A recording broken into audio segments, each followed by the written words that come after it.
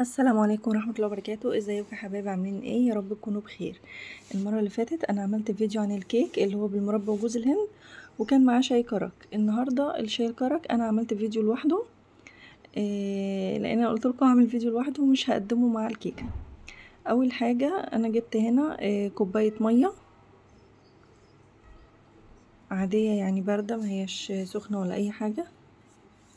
وبعد كده ضفت السكر. انا هنا حطيت معلقتين سكر من اللي هي بتاعه الاكل، معلقة من اللي هي بتاعه الاكل، يعني حطيت معلقتين كده وطرف المعلقة، وحطيت نص معلقة شاي او اقل من النص بحاجة بسيطة، وحطيت زي 5 فصوص من الحبهان.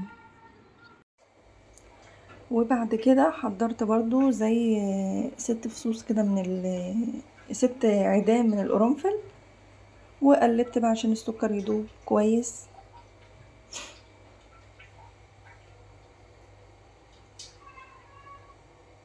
لحد ما السكر يدوب، وهولع النار بقى واحط عليه الشاي ده لحد ما يغلي. لازم يغلي، وبعد ما يغلي تسيبيه يغلي 5 دقايق عشان الحبهان والقرنفل طعمه يطلع مع الشاي.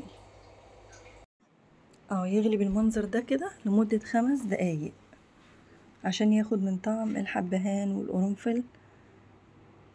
وبعد كده هضيف كوباية لبن قد كوباية المية اللي انا حطيتها في الاول.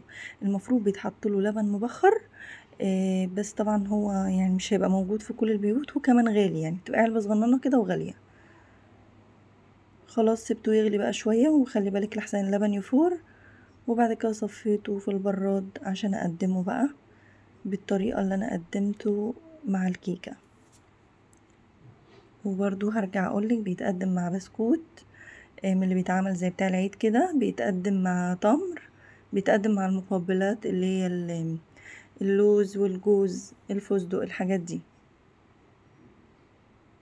كان طعمه جميل جدا، جربيه بالطريقة دي، بيبقى حلو باللبن الحليب، هيعجبك جدا. وممكن تعمليه ساقع على فكرة، يعني مش شرط يبقى سخن.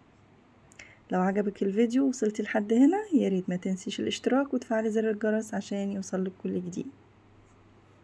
والسلام عليكم ورحمة الله وبركاته.